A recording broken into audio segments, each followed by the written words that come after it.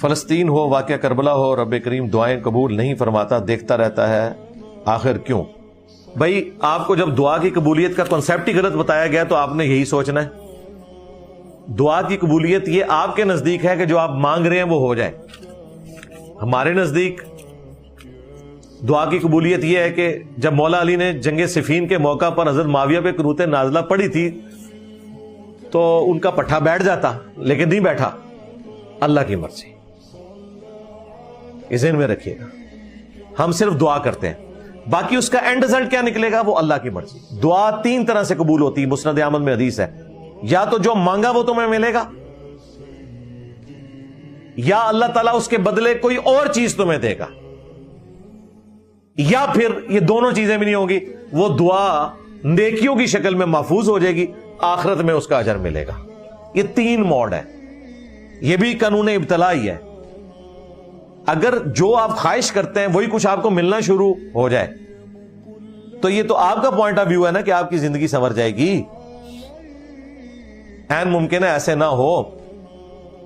دیکھیں عمران خان صاحب نے کتنا لمبا پلان کیا ہوا تھا، ان کے تو اپنے 5 سال بھی پورے نہیں ہوئے. نواز شریف صاحب کو اسٹیبلشمنٹ دولہا بنا کے لائی، بچارے اب گوشہ نشین ہو کے بیٹھے ہوئے جاتی عمرہ میں. ٹھیک ہے، انسان تو پتہ نہیں کیا کچھ سوچتا ہے، مستقبل میں کیا ہونے والا ہے یہ اللہ کو بہتر پتا ہے.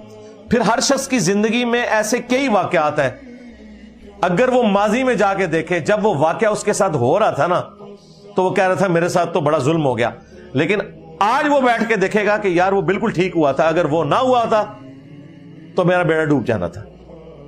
میری اپنی زندگی میں کئی ایسے واقعات ہیں جن کو میں لسٹ ڈاؤن کر کے آپ کو صرف یہ بتاؤں. اس کے لیے ڈاکٹر ذاکر نائک نے ایک بڑی اچھی مثال دی تھی کہ ایک شخص کا سمجھانے کے لیے ایک تمثیل انہوں نے بیان کی کہ ایک شخص کا کاروبار امریکہ میں ہے، وہاں اس کو ایک بہت بڑا پروجیکٹ ملنے والا ہے.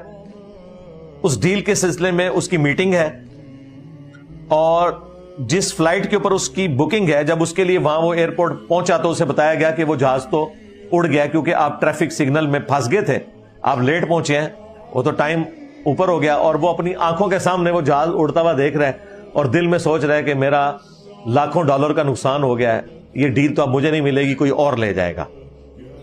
اسی غم کے عالم میں وہ اپنی گاڑی میں اپنے گھر واپس آ رہا ہوتا ہے اور اس سے راستے میں خبر ملتی ہے کہ ابھی ابھی جو امریکہ کے لیے فلائٹ اڑی تھی وہ کریش کر گئی ہے. ہاں تو وہ کہے گا میری زندگی کی سب سے اچھی خبر وہ تھی جو مجھے ایئرپورٹ پہ اس بندے نے دی تھی کہ جہاز اڑ گیا جائے، نہیں تو تسی بھی اڑ جانا تھی نال ہی. تھوڑی دیر پہلے جو سب سے بری خبر تھی 5 منٹ کے بعد وہ آپ کی زندگی